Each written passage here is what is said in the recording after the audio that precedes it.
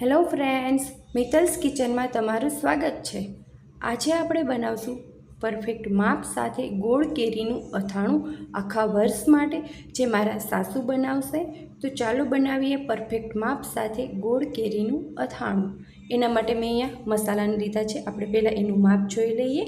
મેં અહીંયા 200 ગ્રામ રાઈના કુરિયા લીધા છે, સાથે 250 ગ્રામ ધાણાના કુરિયા લીધા છે, 1 ટેબલસ્પૂનથી વધારે થોડા મરી લીધા છે, 250 ગ્રામ વરિયાળી લીધી છે, સાથે હળદર જે આપણે 1 થી 2 ટેબલસ્પૂન વાપરશું, લાલ મરચું પાવડર લીધું છે અને મીઠું જે આપણે સ્વાદ પ્રમાણે લેવાનું છે, અને અથાણાનો વઘાર કરવા માટે હિંગ લેવાની છે।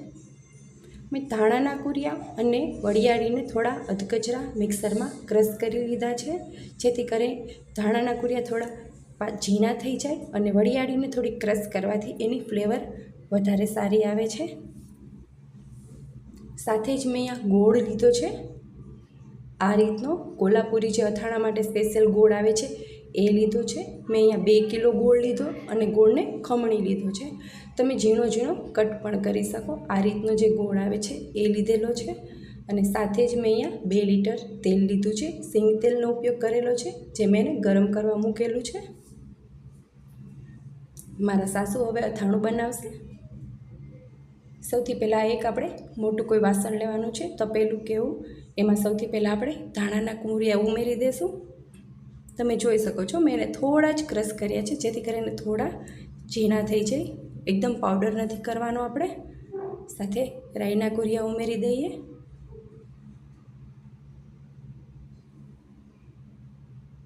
સાથે વરિયાળી પણ આપણે મિક્સ કરી દઈશું।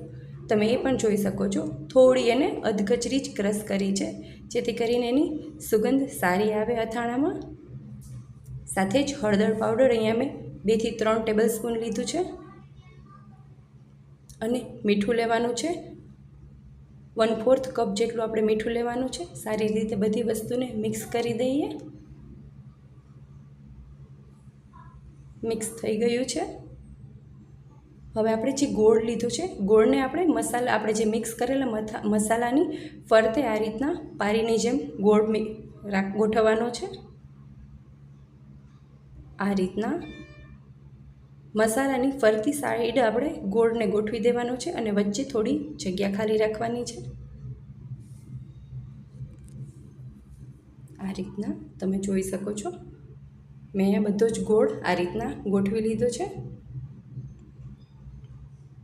અને આપણે વચ્ચે ખાડો જે રાખ્યો છે એમાં 2 ટેબલસ્પૂન જેટલી હિંગ ઉમેરી દીધી, અને આ રીતના એક ઢાંકણ તૈયાર કરી લીધું છે। હવે જે તેલ હતું એમાં આપણે મરીના દાણા નાખવાના છે, અને મરી જેટલા ફૂટી અને ઉપર આવે એટલું આપણે તેલ ગરમ કરવાનું છે, અને તેલને 2 થી 3 મિનિટ આપણે ઠંડુ થવા દેવાનું છે। તેલ થોડું 2 થી 3 મિનિટ ઠંડુ થઈ જાય પછી આપણે આ જે મિક્સ કરેલો મસાલો અને ગોળ છે એમાં આપણે તેલ ઉમેરવાનું છે। આપણે બહુ ગરમ તેલ જ્યારે ઉમેરી દઈશું તો આપણો મસાલો કાળો પડી જશે, એટલે આપણે તેલમાંથી ધુવાળા નીકળી જાય એટલી વાર તેલને રહેવા દેવાનું છે, પછી જ તેલને ઉમેરવાનું છે। અને આપણે આ રીતના ગોળની પારી કરીએ તો ગોળ એકદમ મસાલાની ગરમ તેલની સાથે પાકી જાય છે। આ રીતના હિંગ ઉપર આપણે થોડું તેલ પહેલાં ઉમેરી દઈશું અને ઢાંકણ તરત જ ઢાંકી દઈશું। આ રીતના તમે જોઈ શકો છો બબલ્સ આવે છે। આપણી હિંગ અને બધા મસાલા આ ગરમ તેલમાં સરસ મિક્સ થઈ જશે, સરસ કૂક થઈ જશે। હવે આ રીતના હવે આપણે મિક્સ કરી દઈશું ગોળને અને બધી જ સામગ્રીને। સારી રીતે મિક્સ કરી દેવાનું છે। થોડી વાર પછી આપણે બીજું બાકી બચેલું તેલ ઉમેરવાનું છે।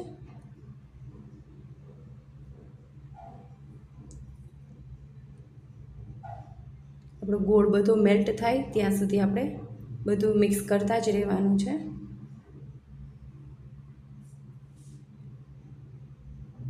આપણે લાલ મરચું પાવડર હવે નાખવાનું છે।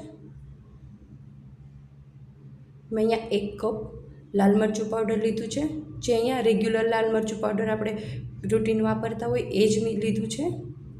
પછી હું કલર માટે થોડું કાશ્મીરી મરચું પણ ઉમેરીશ। આ અહીંયા મેં ટેસ્ટ માટે લીધું છે। તીખાસ તમે તમારા ઘરે કેટલી ખવાય છે એ પ્રમાણે વધારે કે ઓછી લઈ શકો। મેં અહીંયા 1 કપ લીધું છે। સારી રીતે મિક્સ કરી દઈએ, અને હવે બાકી બચેલું તેલમાંથી થોડું તેલ ઉમેરી દઈશું અને મિક્સ કરી લઈએ। મેં ટોટલ 2 લીટર તેલ ગરમ કરેલું છે, પણ મારે અહીંયા અથાણામાં જેમ જેમ જરૂરિયાત પડશે એ રીતના હું તેલનો ઉપયોગ કરીશ. એકી સાથે બધું જ તેલ નથી ઉમેરતી. હવે મેં અહીંયા 2 થી 3 ટેબલસ્પૂન જેટલું કાશ્મીરી લાલ મરચું ઉમેર્યું છે, જે અથાણાનો લાલ કલર જળવાઈ રહે એના માટે લીધું છે. ઓપ્શનલ છે, તમે રેગ્યુલર મરચું જ ઉપયોગ કરો તો પણ ચાલે. સારી રીતે મિક્સ કરી દઈએ અને ઢાંકી અને રહેવા દેવાનું છે આપણે મસાલાને. આટલા મસાલામાં મેં ટોટલ 1 લીટર જેટલું તેલ ઉપયોગ કરેલું છે. 1 થી 1.25 લીટર જેટલું તેલ મારે અત્યારે વપરાયું છે. તમે જોઈ શકો છો 2 લીટરમાંથી અત્યારે આટલું તેલ બચેલું છે, જે પછી જરૂરિયાત પડશે ત્યારે હું ઉમેરીશ. હવે ઢાંકી અને રહેવા દેવાનું છે એકાદ દિવસ માટે. હવે અત્યારે આપણે કેરી અને ગુંદાનો બોરો નાખવાનો છે. મેં અથાણાનો મસાલો બપોરે વઘારેલો છે અને હવે હું રાત્રે આ રીતના ગુંદાને અને કેરીને પાણીમાં બોળવાની છું. પાણીમાં નહીં પણ હળદર મીઠામાં. મેં અહીંયા 2 કિલો ગુંદા લીધા છે. સાથે મેં અહીંયા 1 કપ મીઠું અને 2 થી 3 ટેબલસ્પૂન હળદર અને મીઠાનું આ રીતના મિશ્રણ તૈયાર કરેલું છે. ગુંદાને ઠળિયો કાઢી અને હળદર અને મીઠું આ રીતના ભરી દેવાના છે બધા જ ગુંદામાં. આ રીતના તમે જોઈ શકો છો ગુંદામાંથી ઠળિયો કાઢી લેવાનો છે સૌથી પહેલાં, અને આપણે જે હળદર અને મીઠું મિક્સ કરેલા છે એ બધા જ ગુંદામાં આ રીતના ભરી દેવાના છે, જેથી કરીને ગુંદામાં રહેલી બધી જ ચીકાશ નીકળી જાય. બધા જ ગુંદા આ રીતના ભરાઈ ગયા છે હળદર અને મીઠાથી. હવે એક મોટા વાસણમાં બધા ગુંદા મેં લીધા છે. સાથે હવે આપણે કેરી જે અથાણા માટે આવતી હોય રાજાપુરી કેરી લીધી છે. મેં અહીંયા 1.5 કિલો કેરી લીધી છે. કેરીને મેં જ્યાંથી લીધી ત્યાં ટુકડા કઢાવેલા છે. હવે આ કેરીને સારી રીતે ધોઈ લીધી છે. એમાં થોડું 1 ટેબલસ્પૂન જેટલું હળદર પાવડર અને 2 ટેબલસ્પૂન જેટલું મીઠું ઉમેરી અને સારી રીતે મિક્સ કરી લેવાનું છે. હાથની મદદથી આપણે સારી રીતે મિક્સ કરશું. અને આપણે જે પહેલાં ગુંદામાં હળદર અને મીઠું ભરીને રાખ્યા છે એમાં ગુંદાની ઉપરની સાઈડ આપણે આ કેરીને મૂકવાની છે આ રીતના, અને થોડું હાથથી પ્રેસ કરી દેવાનું છે અને ઢાંકી અને આખી રાત રહેવા દેવાનું છે. બીજા દિવસે સવારે આ રીતના કોઈ કાણાવાળા વાસણમાં આપણે કાઢી લેવાનું છે. તમે જોઈ શકો છો બધા જ ગુંદા અને કેરીમાંથી જે પાણી છૂટ્યું છે એના રીતે ગુંદામાંથી બધી ચીકાશ નીકળી ગઈ હોય. આ રીતના તમે જોઈ શકો છો એકદમ ડ્રાય થઈ ગયું છે, ચીકાશ બિલકુલ દેખાતી નથી. હવે ગુંદા અને કેરીને આપણે પાણીમાંથી કાઢી લીધા છે અને આ રીતના કોટનના કપડામાં ઘરમાં જ સૂકવ્યા છે, પંખા નીચે. આપણે તડકામાં નથી સૂકવવાના. સાથે અહીંયા મેં ગાજર લીધા છે. આપણે ગાજરની સિઝનમાં ગાજરની જે સૂકવણી કરીને રાખીએ એના મેં આ રીતના નાના ટુકડા કર્યા છે. અને ગુંદા અને કેરીની જે ખાટું પાણી થયું છે એમાં ગાજરના ટુકડા અને ગાજરનું ખમણ આ રીતના પાણીમાં બોળી દેવાના છે અને આ રીતના સૂકવી દેવાના છે. કોટનના કપડામાં બધી જ વસ્તુ આપણે ઘરમાં જ સૂકવવાની છે, તડકામાં બિલકુલ નથી સૂકવવાની. પંખા નીચે પણ સારી રીતના સુકાઈ જાય છે. આ રીતના મેં ગાજરની સિઝન દરમિયાન ગાજરની સૂકવણી કરેલી છે અને ગાજરનું ખમણની પણ સૂકવણી કરેલી છે. તમે જોઈ શકો છો ગુંદા બધા જ સુકાઈ ગયા છે. હવે આપણે ગુંદામાં તૈયાર કરેલો મસાલો ભરવાનો છે. મસાલો આપણે મિક્સ કરી લઈએ.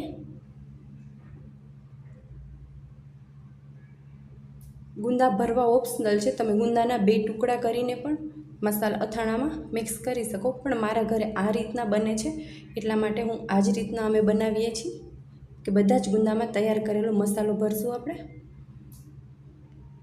તમે જોઈ શકો છો ગુંદા એકદમ ડ્રાય થઈ ગયા છે અને અંદર ચીકાશ બિલકુલ નથી. હવે આપણે મસાલો ભરી દઈએ આ રીતના.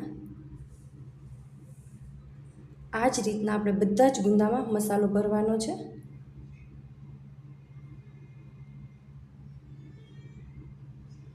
આપણે બધા જ ગુંદામાં મસાલો ભરી અને પછી આપણે કેરી, ગાજર અને ગાજરનું ખમણ છે એ આ બાકી બચેલા મસાલામાં મિક્સ કરવાનું છે.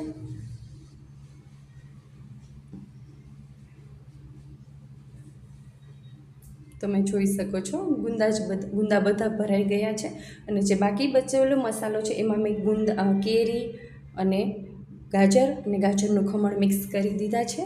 સાથે હવે જે આપણે ગુંદા ભરેલા છે એની ઉપર આ ગાજર, કેરી અને અથાણાનો મસાલો બધી જ વસ્તુને મિક્સ કરી દઈશું. અને હવે મિક્સ કરી લઈએ અથાણું. આ રીતના અત્યારે અથાણામાં તેલની જરૂરિયાત જરાય નથી લાગતી, એટલે હું વધારાનું તેલ અત્યારે નથી ઉમેરતી. આ રીતના જ્યારે અથાણું તૈયાર થઈ જાય પછી ઢાંકીને એકાદ દિવસ એમનેમ રહેવા દેવાનું.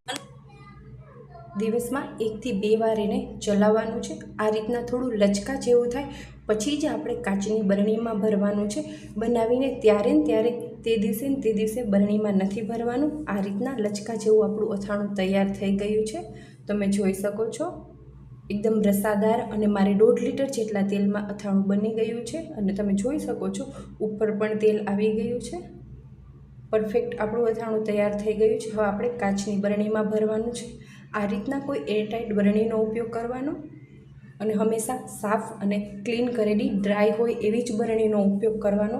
આપણે આખું વર્ષ સ્ટોર કરવા માટે હંમેશા સારી બરણીનો અને સારું એનું ટાઈટ ઢાંકણ હોય એવા બરણીનો જ ઉપયોગ કરવાનો.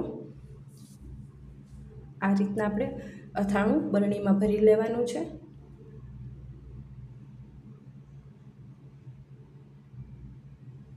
તમે જોઈ શકો છો એકદમ લચકા જેવું અથાણું તૈયાર થયું છે, જે આખું વર્ષ આવું જ રહેશે લાલ ચટક. મેં બંને બરણી ભરી લીધી છે. તમે જોઈ શકો છો આ મોટી બરણી છે મેં આખું વર્ષ ચલાવવાની છે, અને આ નાની બરણી છે અત્યારે આપણે સ્ટાર્ટિંગના દિવસોમાં ખાવા માટે છે. એમાં મેં તેલનો ઓછો ઉપયોગ કર્યો છે. આ મોટી બરણીમાં તમે જોઈ શકો છો અથાણું બધું જ કવર થઈ જાય એટલું તેલ રહેવા દીધું છે.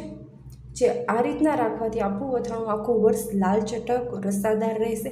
ફૂગ બિલકુલ નહીં આવે, કાળું બિલકુલ નહીં પડે, અને ટેસ્ટ તો એટલો પરફેક્ટ છે. બીજી કોઈ પણ રીત ક્યારેય ટ્રાય નહીં કરો તો ચોક્કસથી બનાવજો પરફેક્ટ માપ સાથે પરફેક્ટ અથાણું આખું વર્ષ સાચવવા માટે. જો તમારું અથાણું ક્યારેક કાળું પડતું હોય કે ફૂગ લાગતી હોય તો આ રેસીપી અને આ રીતને જરૂરથી ફોલો કરજો, અને મને કોમેન્ટ કરીને ચોક્કસથી જણાવજો તમારું અથાણું કેવું બન્યું છે. અને રેસીપી ગમે તો વિડીયોને લાઇક અને શેર જરૂરથી કરજો, અને ચેનલને સબસ્ક્રાઈબ કરવાનું બિલકુલ ના ભૂલતા. Thank you.